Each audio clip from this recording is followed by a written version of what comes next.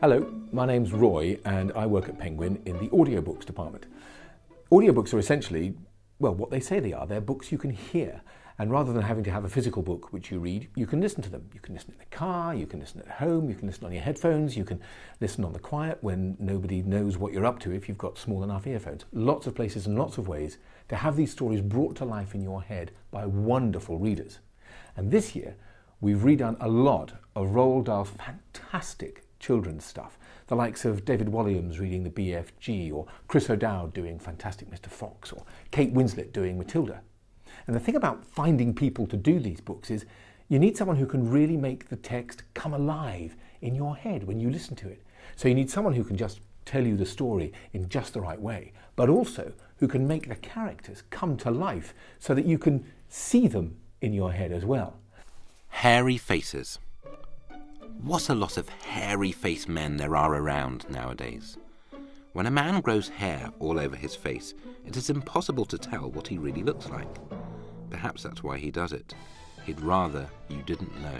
His teeth were sharp, his gums were raw, and spit was dripping from his jaw. He kept thousands of turkeys in an orchard full of apple trees. He never ate any of the food at all. Instead, he drank gallons of strong cider, which he made from the apples in his orchard. She cried. At once the tummy voice came through. It shouted, "Hey there, listen you, I'm getting hungry."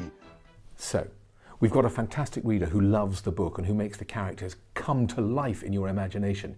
But with these, we wanted to do something a bit more as well. With a lot of books, and with Dahl in particular, you get illustrations with the text. And we thought it'd be a really nice idea to try and do something like that with sound, to create sort of audio illustrations. And we decided the place to go was Pinewood. Pinewood Studios are responsible for making films, really fantastic films. They've been behind the likes of Harry Potter and James Bond. And the sound team there work on the effects for those films. And what we asked them to do was to bring parts of these stories to life exactly the same way that illustrations do it in books. So we went there and got them to make a whole world of sound for us. Okay, so this is my table of props for the hotel kitchen. So some of the things, just to make the kitchen noises, like knives and forks being dropped onto plates, or pots and pans being dropped, and people cooking, all those kind of sounds that we've got on this table here. So here we've got a much smaller set of props. This is for Granny. Lovely pair of granny heels there that I wear and walk around in, her walking stick, and her handbag that contains the mouse. The lift reached the ground floor and stopped with a jerk. My grandmother walked out of it and crossed the lobby of the hotel and entered the dining room. It was a huge room with gold decorations on the ceiling and big mirrors around the walls. Straight into the silver basin below.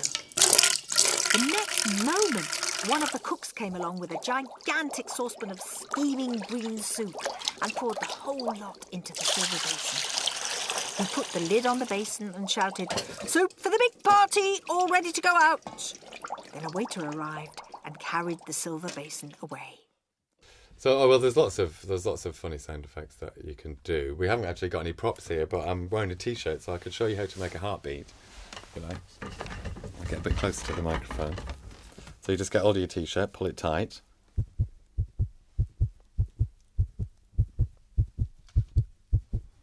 Pretty good heartbeat, isn't it? A good sound effect to do, and it's fun, is always using fruit. I mean, obviously for things like animals biting things, or vampires or something like that, where you want a really nice big descriptive crunch and a crack of something, I'd use a banana, and I'd just bite it like that, and it looks great on film. It sounds great on film, sorry. And it's really messy. And it is really, really messy. Which is fun. But again, this is exactly what I did for The Enormous Crocodile, is he's munching and crunching children.